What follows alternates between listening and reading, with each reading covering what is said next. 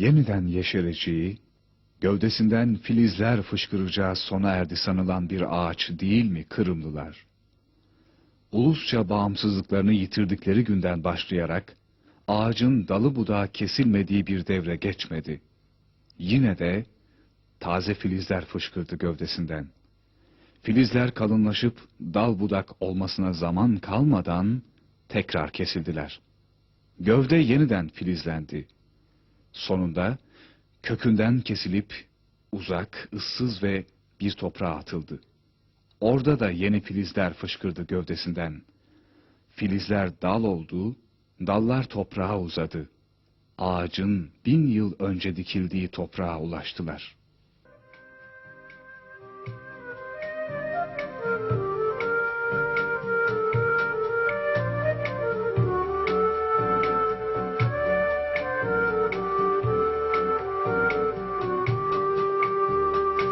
Avuçtadan esken yeller yüzüme vurdu. Balalığım otken evge koz yaşım düştü. Men bu yerde yaşamadım, yaşlığıma doyamadım vatanıma hasret oldum. Ey güzel Kırım, ben bu yerde yaşamadım, yaşlığıma doyamadım vatanıma hasret oldum. Ey güzel Kırım.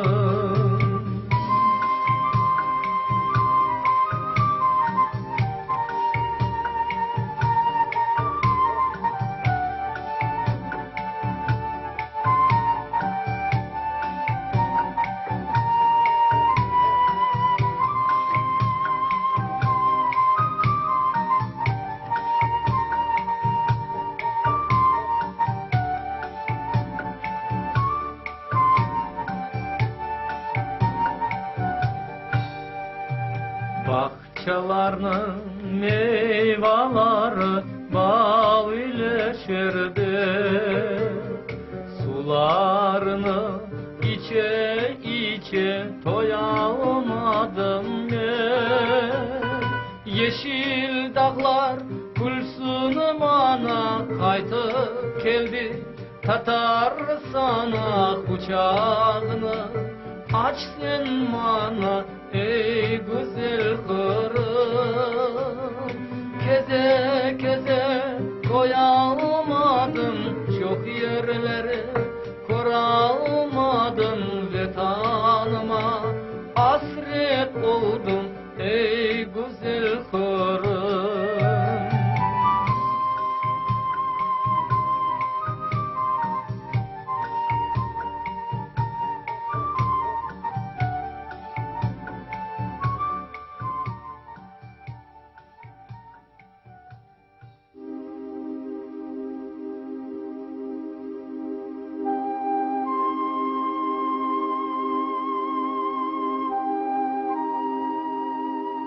1944 yılında bir gece Sovyet diktatörü Stalin koskoca bir milleti sürgüne gönderiyordu. Yüzlerce yıldır Kırım'da yaşayan Müslüman Tatarlar, İkinci Dünya Savaşı'nda Almanlarla işbirliği yaptıkları gerekçesiyle bir gecede trenlere bindirilmiş ve haftalar süren tren yolculuğundan sonra Sibirya'ya, oradan da Özbekistan'a sürülmüşlerdi. Yurtlarından ayrılmayı reddedenler, evlerinde kurşunlanmışlar, vagonlarının kapısı hiç açılmayan trenlerle sürgüne zorlananlarınsa yaklaşık yarısı bu yolculukta şehit olmuşlardı. Kırım Müslümanları için 1783 yılında Rus işgaliyle başlayan zulüm ve yıldırma politikası Stalin'le zirve noktasına ulaşmış oluyordu. 1,5 asır boyunca Kırım Müslümanlarının kanına doymamış olmalılardı ki Stalin'le 18 Mayıs 1944 günü en ağır darbeyi indirdiler. O gün tan yeri kana bulanmış olarak ağardı. Sadece 15 dakika içinde Kırım Müslümanlarından evlerini terk etmeleri isteniyordu. İğne atılsa yere düşmeyecek vagonlarda haftalarca aç, susuz yol aldılar. Sürüldükleri köyden ve kasabadan izinsiz 2 kilometrelik bir yere bile gitmelerinin cezası, Sibirya çalışma kamplarında 25-30 yıllık bir yeni sürgüne mal oluyordu. 1805 yılında Kırım'da 1700 cami varken, Rus işgaliyle birlikte 100 yıl içinde bu camilerin yarıdan fazlası tahrip edildi. Çarlık Rusyası'nın yıkılmasının ardından gelen Bolşevik zulmü de kalan camileri yerle bir etmiş ve yeryüzünün bu güzel parçasını yutmak için sistemli bir yıldırma politikası gütmeye başlamıştı.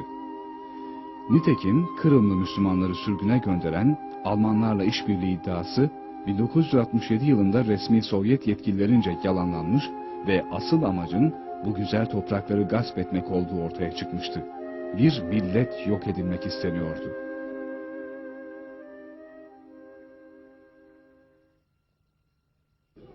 Onlar bir sürgünün canlı tanıkları. Kimileri 14, kimileri 15, kimileri 20 yaşındaydı bir sabah kapıları çalındığında. 10 dakika içinde evlerini terk etmeleri söylendi ve apar topar trenlere bindirildiler.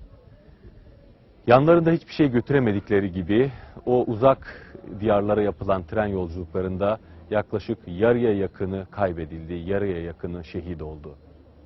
Ama onlar yıllar sonra ata diyarlarına, baba diyarlarına döndüler. Bu toprakları yeniden ihya etmek için. Onlar bir sürgünün, bir vahşetin, bir zulmün canlı tanıkları. Şimdi söz onlarda.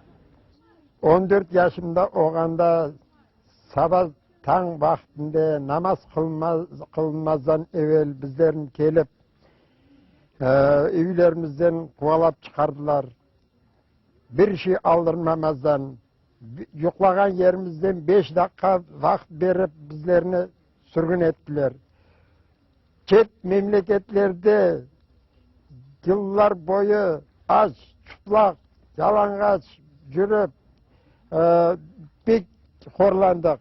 Horlanganımızdan başka halkımız, milletimiz, binlerce adamlarımız yollar boyu öldü. Kaç gün yürüdünüz yolda?